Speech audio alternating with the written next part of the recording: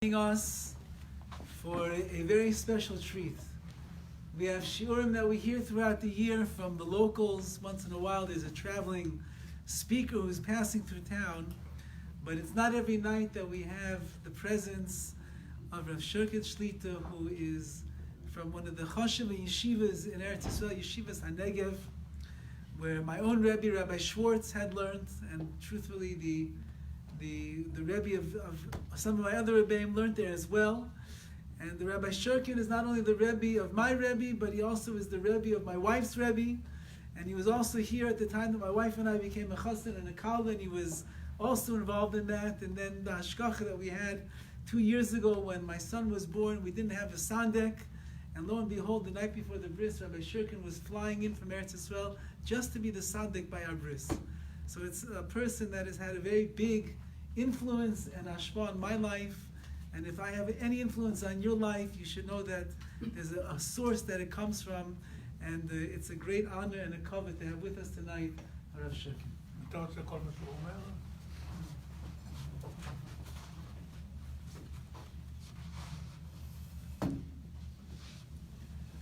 The Gemara describes somebody, a Talmud, would travel 6 months to the Beis Medrash, sit there one day, and then travel 6 months back.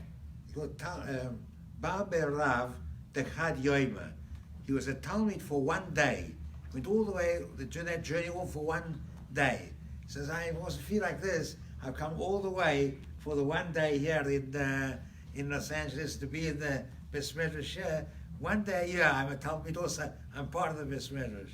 But to share a concept, we're now in a period of redemption, of Geula from Mitzrayim, and the Ramban describes that even though the introduction to Sefer Shmois, he writes that even though we left Mitzrayim, and we're now no longer slaves in Egypt, but we weren't yet redeemed. It wasn't yet Geula.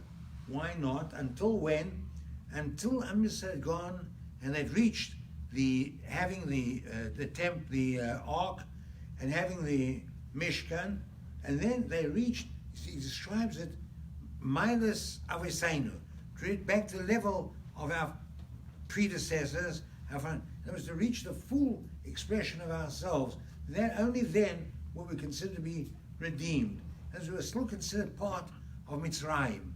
The Passover Beshalach,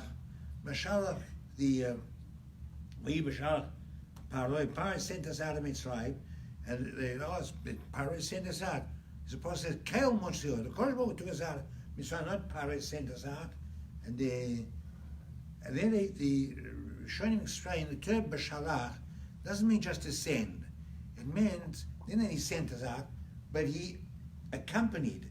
He made sure that there would be also those Egyptians who were accompanying Am Yisrael going out of Mitzrayim.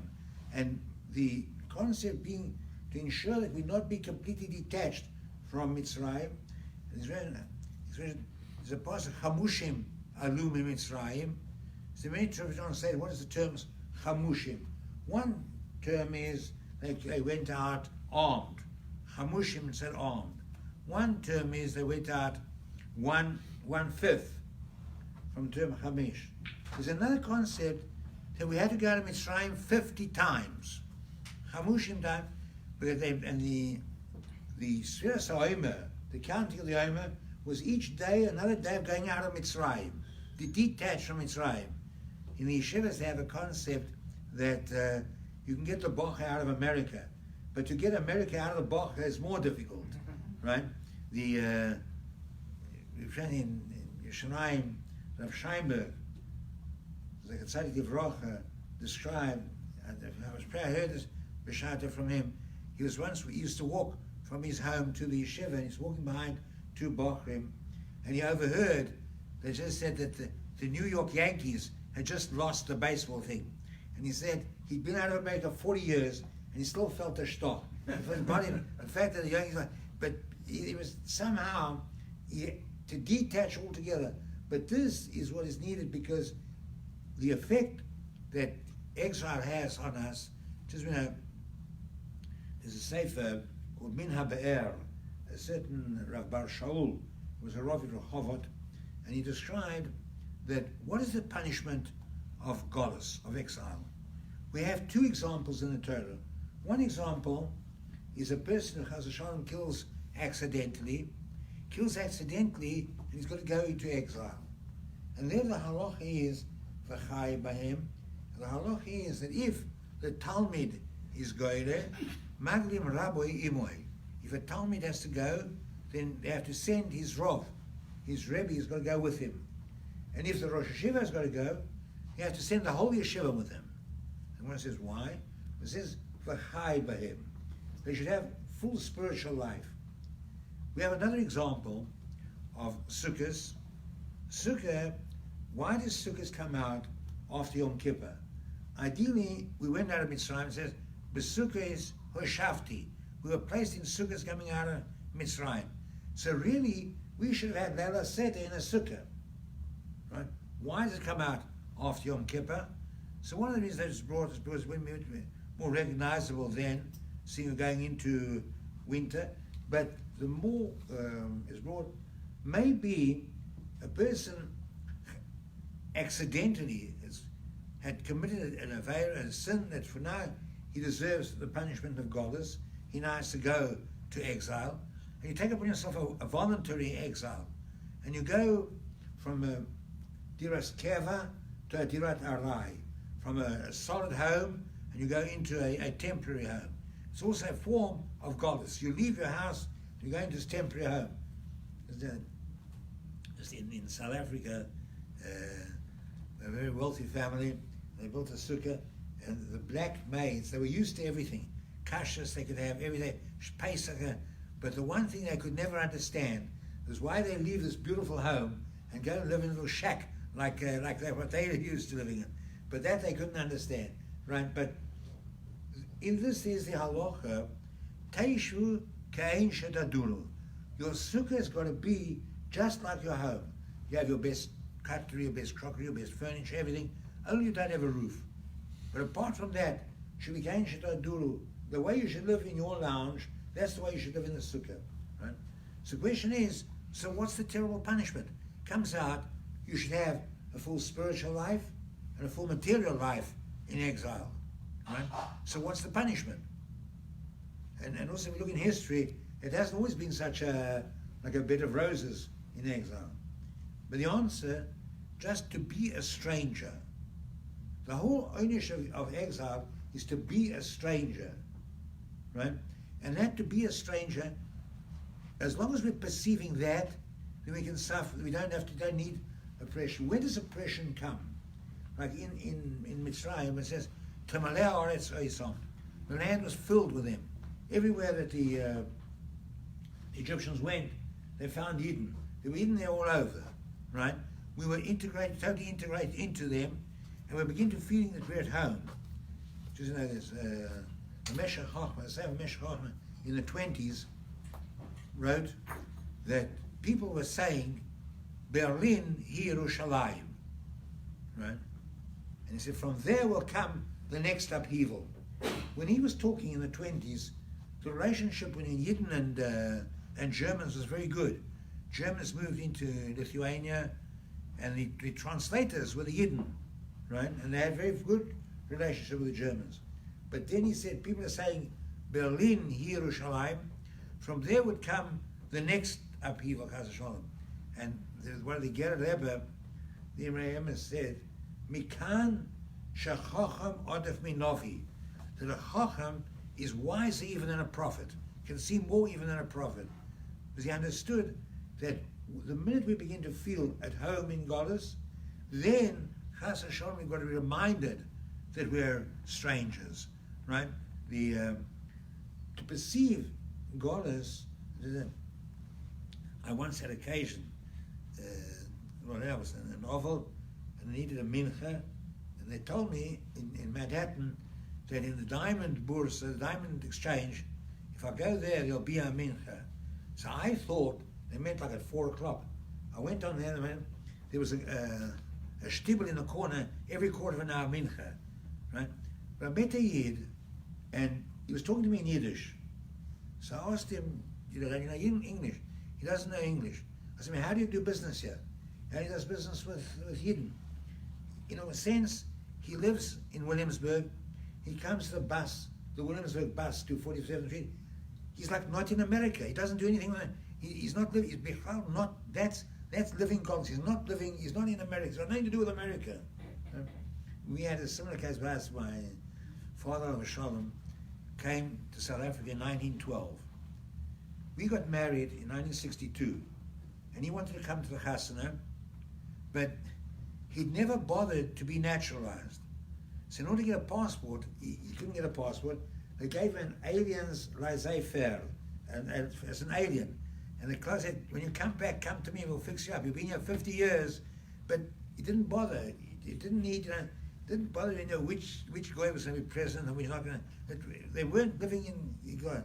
But the danger is when we begin to feel at home. But that feeling at home, that connection, it's even more in conceptually. Like conceptually, when we're in Golis, the Torah tells us that we shouldn't go kechukos hagoyim. Chachma etz lagoyim ta'amin. Torah etz lagoyim al ta'amin. What's the difference? Chachma etz lagoyim, whatever the goyim have developed and found out and discovered and cultivated, improved on, for sure we can use that. There's no problem with that.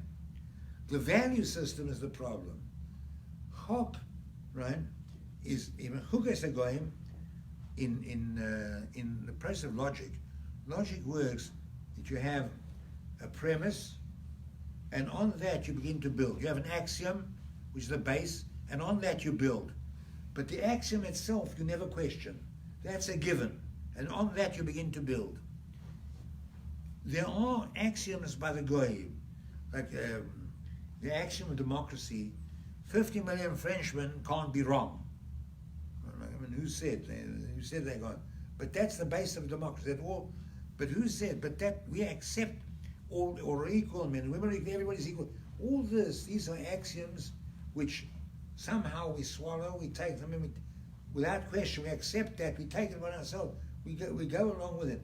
But that is where the question comes. Just Victor Miller, Zechron Avrocha, one of his thrusts in all his talks was to question these axioms of the Gentile society.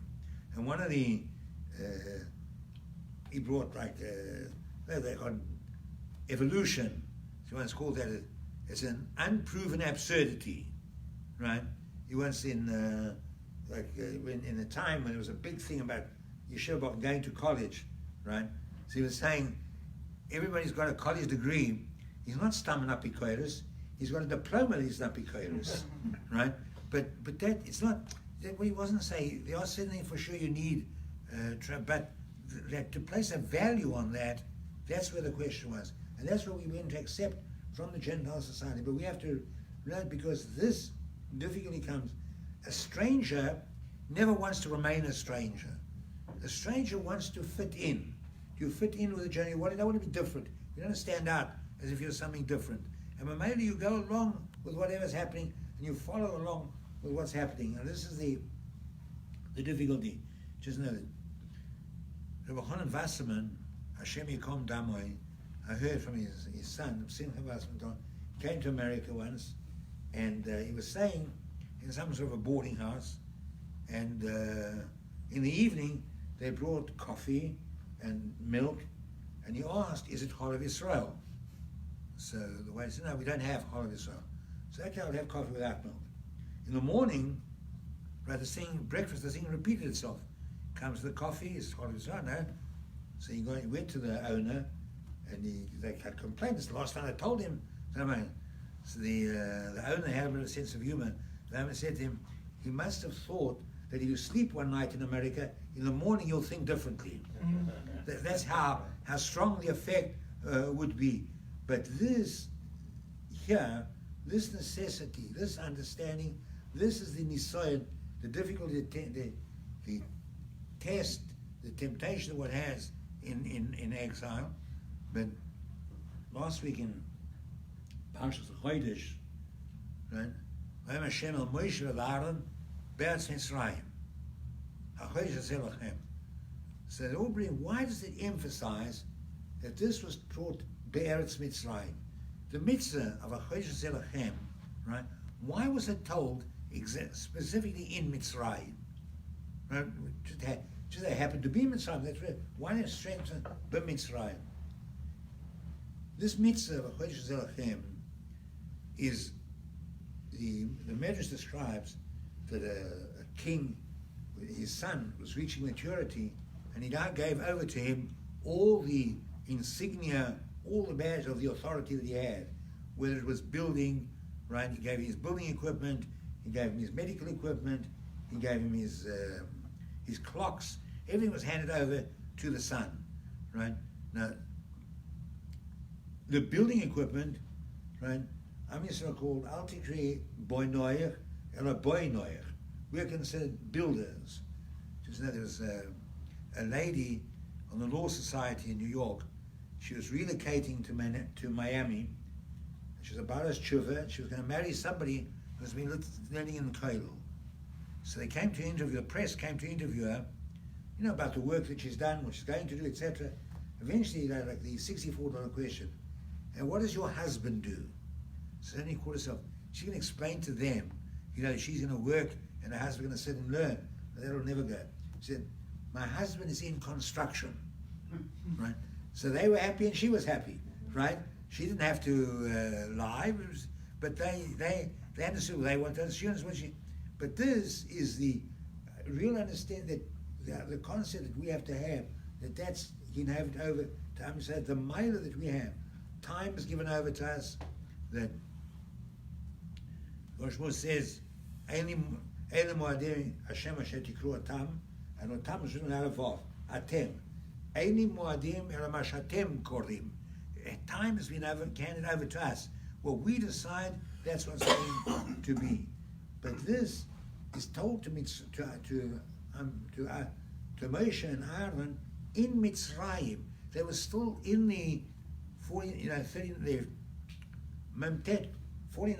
showers of Tumah. They were the depth of assimilation into Mitzrayim. They're told the greatest height that they have to reach. They're told the top. You know, not just get a little bit better. You're going to get. That's the goal towards which you're striving. And this is the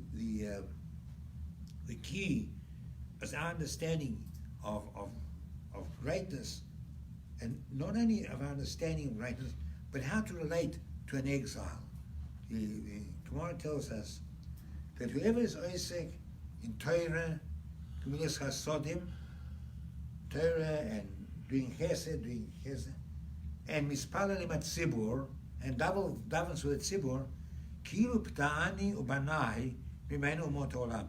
He's redeemed me, Kivyochel Kodesh says, and my sons from the exile. If we're involved in Torah, Gemilas Chasodim, and daven with the Tzibur, we're out of Golus. The Maharal points out, what's the significance about these three things? Torah, somebody's asking in Torah, Torah is Hi Chochmatchem Ubidatchem B'nei Agoyim. This is the wisdom of Am Yisrael. The wisdom stems from the Torah itself. The Goyim even understand that that's where the wisdom, the greatness of Am Yisrael lies. So much so that apparently the Koreans want to know why Yidden are so smart. They read because they learn Gemara, right? So they thought maybe if they'll teach their kids Gemara, maybe they'll also, become smart from that. And apparently they've had the Gemara translated into Korean. The difficulty is that they don't have a Rebbe. That we, Melamed Torah Am Yisrael, we had Kivyochel HaKadosh Baruch Hu taught Torah Am Yisrael. We need that Melamed. We need that teacher. That they won't, whatever they won't have that. Because, the first translation of the Mishnah into English, the certain Professor Danby, a Goy, in Cambridge, I think he learned in England, and he was an Ohev Yisrael. He wrote a book about the Rabbonim in the time of Yoshka, and he writes in his introduction, the reader should know this work of mine, this is my life's work, but if there's any flaw, if there's any lack in my translation, the Mishnah is written in a melody that can only be heard by a Jewish ear. It was he understood that whatever he tried, but there was still something there that he couldn't get to. But that's he Chomatchem B'nei Goy. Gemilas Chasodim, I heard from Rabbi Yankel Galinsky, Zikron Vrocha, once told over, in the Middle Ages, every duke or prince had a financial advisor, usually Talmid Chacham, was Yidden had connections all over, and but the Goyim was very upset. It bothered them. So he once said to his advisor, once and for all, that is, what's the difference between between us and them? So he said, all right, invite all your nobles to a meal at say 5 o'clock in the afternoon. They all come in. The tables are laden of cold tooth, the best that you can find. Only what? There's no cutlery, right? And they begin, they want to take with their hands. There's a bell, so they'd rather wait for the cutlery. So they come and they bring knives and forks and spoons 2 meters long. So everybody's trying to eat, things 2 meters long. And they see it, and you can't, and if you can't eat that, so they throw it out and they go out. 2 hours later, the Yidden come, right? The same performance, and they come with a kati 2 meters long, and everybody suddenly thinks, well, he won't be able to eat, but what he'll do, he'll feed his friend across the table. So everybody fed everybody else, and they finished off the meal in no time. The guy, he'll rather starve than help him, but by Yid, that if he can't have, he'll make sure somebody else will also be able to enjoy. The Mitpalel Matzibur, again, Maharal points out on that there are occasions we didn't get together, particularly in Chutz La'aretz, abroad.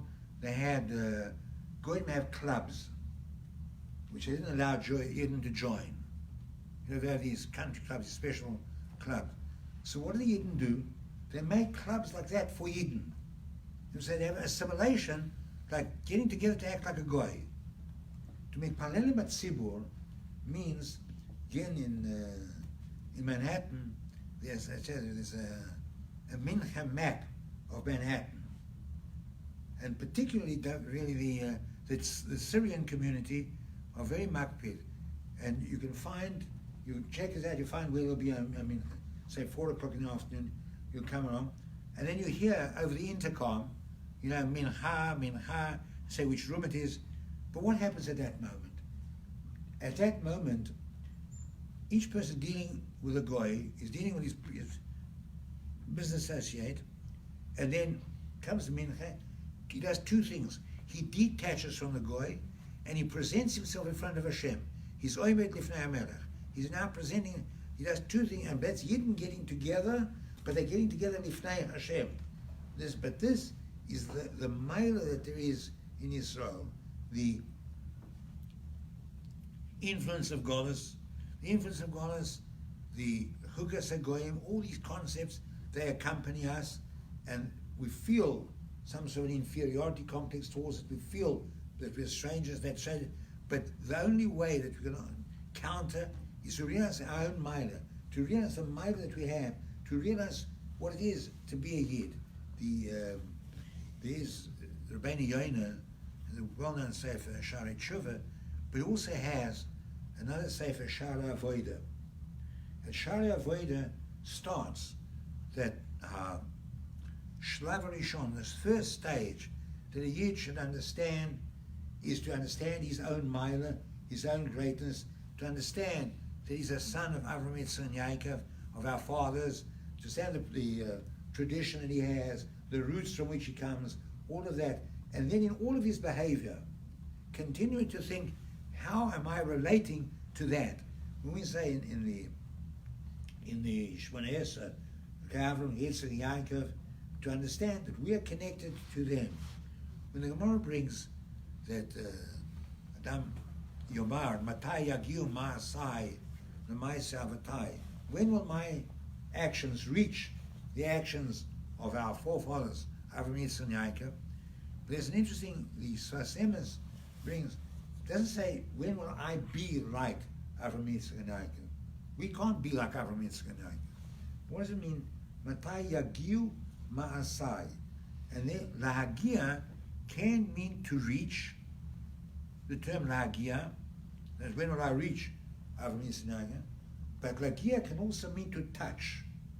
Right? We can't be Avraham, Yitzchak, and Yaakov.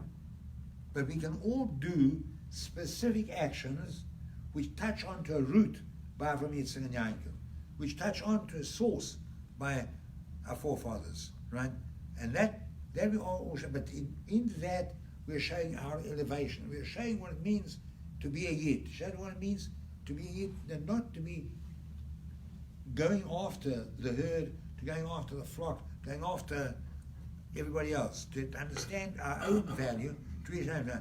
And this to make sure, again, that we, again, I said from the beginning that even though we are in Goddess, even when we are Goy Mikerev Goy, we're completely assimilated, but to realize physically we might be, but not to be spiritually subject like it, to understand our own value, and to understand our own value, that our value are things which elevate us and give us another, and that is when we leave, Goddess. We leave Mitzrayim when we act not as them, not according to their value system, not all their chokim, when we understand that the value system that we have is the value system of the Torah, not of their value systems. And one of the one of the classic examples for this is the Leila Seder itself.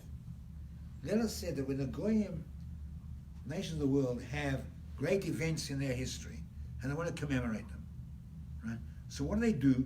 They reenact what they did then. Like it was 60 years after the Second World War. The turning point was the landing on Normandy, right? So they reenacted. They had tens of thousands dressing as Americans and Allies, and then they did the whole thing. There's a city in Germany, Augermanfau, where they reenact every 10 years what happened with Yoshka, right?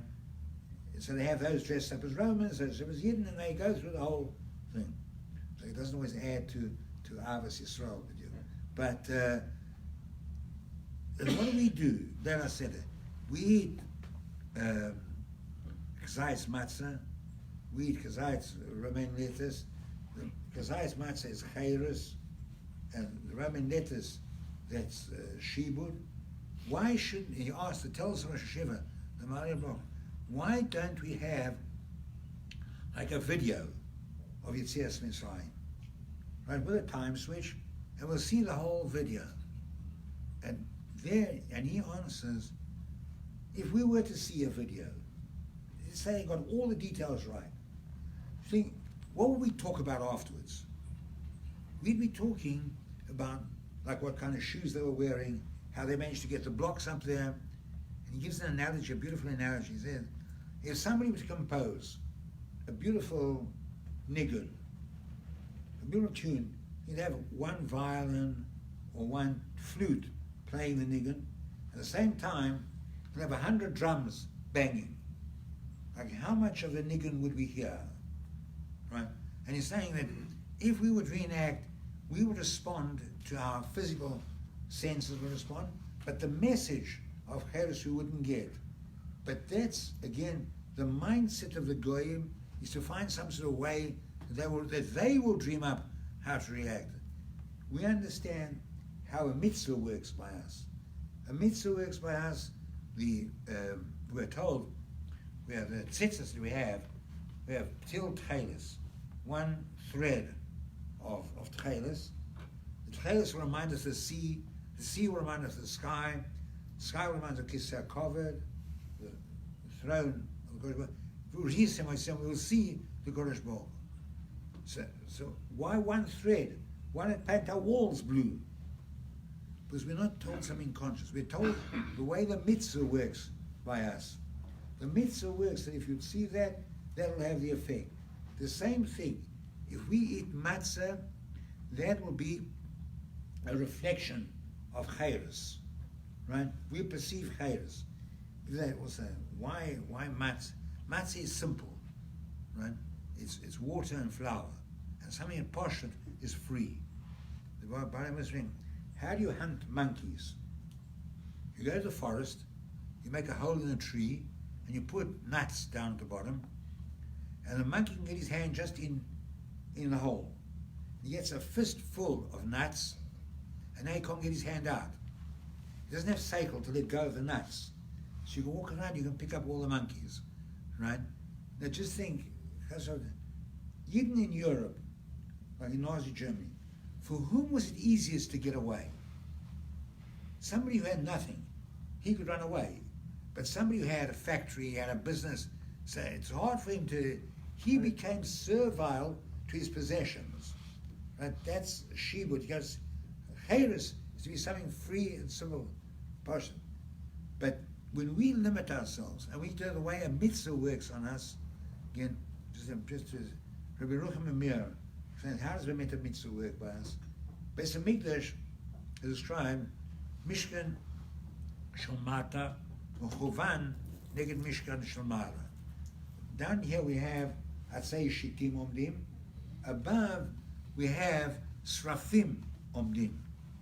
Right? Now, Atzei Shitim, that's wooden poles.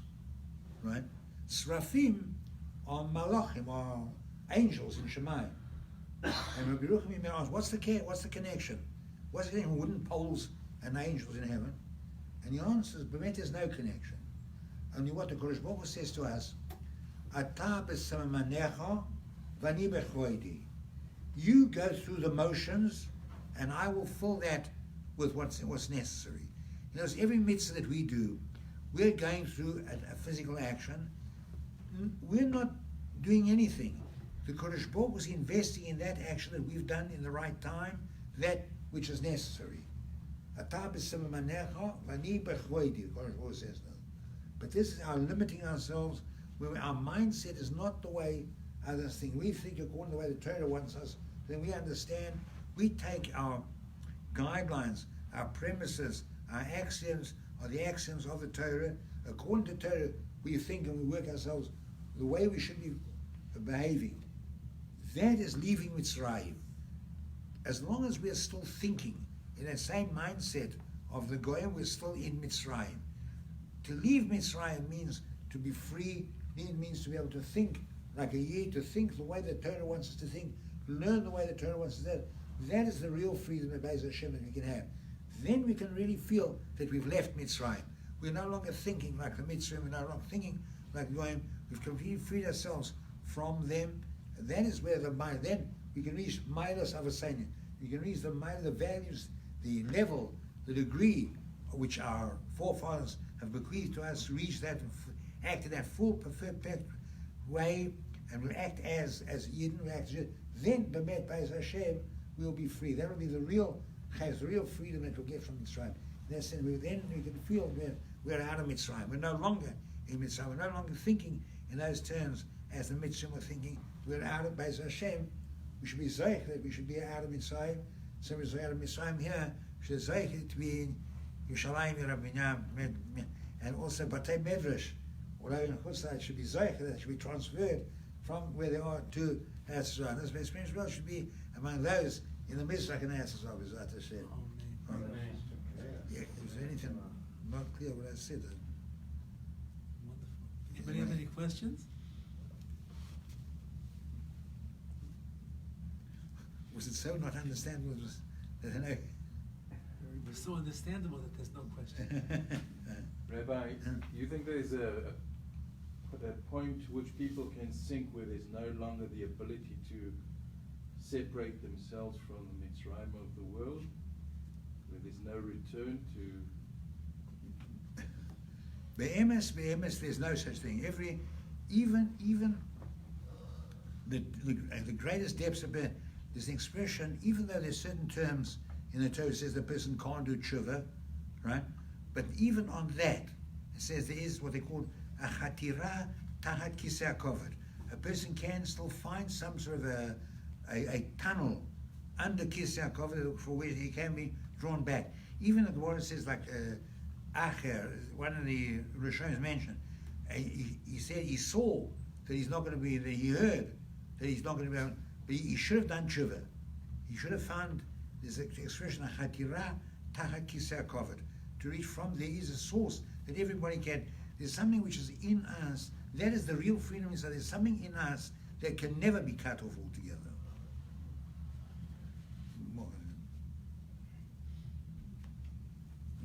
Thank you very much. Beautiful, really beautiful.